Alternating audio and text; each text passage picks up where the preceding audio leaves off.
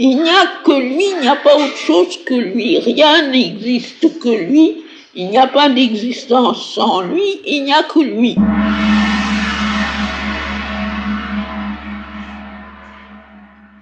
God is great, says the Mohammedan.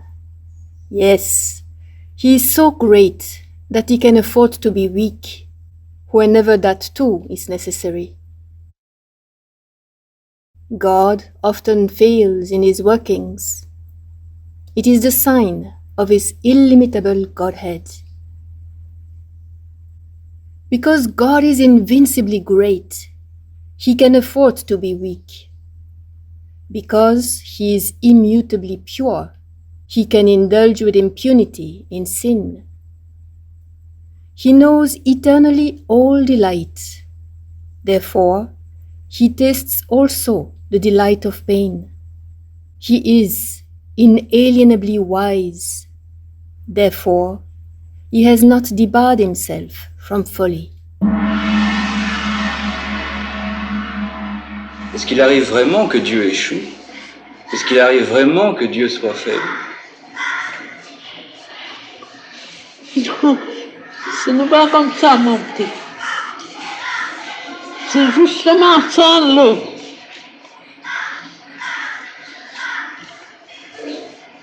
c'est ça l'attitude occidentale moderne, n'est-ce pas? Et l'autre, c'est l'attitude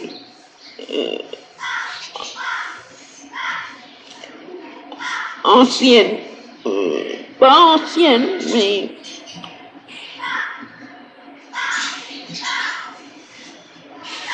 l'attitude du Gita, n'est-ce pas? C'est extrêmement difficile pour l'esprit occidental de comprendre de façon vivante et concrète que tout est divin.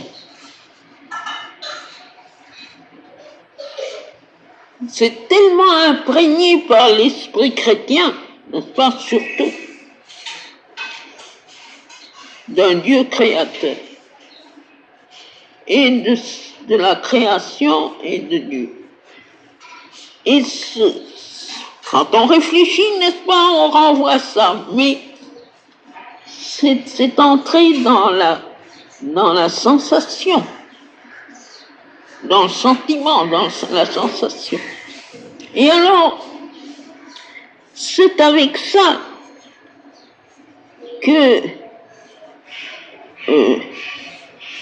spontanément, instinctivement, presque subconsciemment, on prête à Dieu tout ce que l'on considère comme ce qu'il y a de meilleur, de plus beau, et surtout tout ce que l'on veut atteindre, réaliser. Naturellement, chacun, suivant sa propre conscience, change le contenu de son Dieu.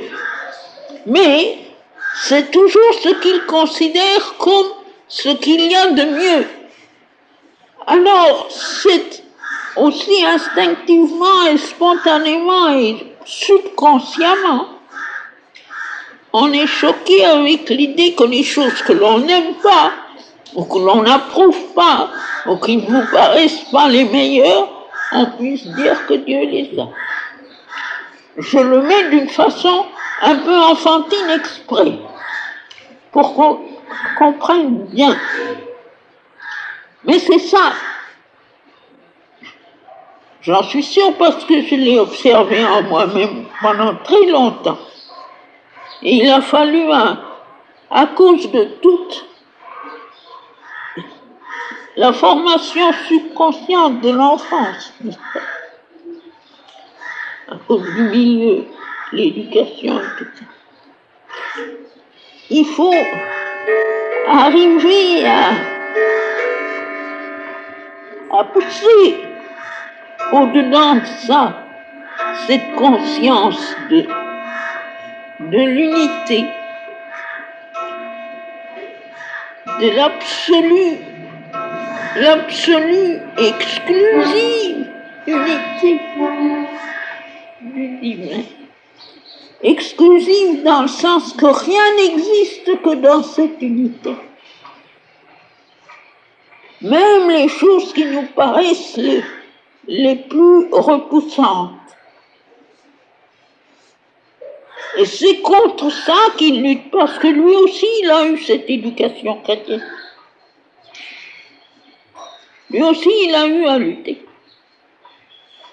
Et ces aphorismes sont le résultat, n'est-ce pas, comme l'épanouissement en fleurs de cette nécessité de lutter contre une chose subconsciente.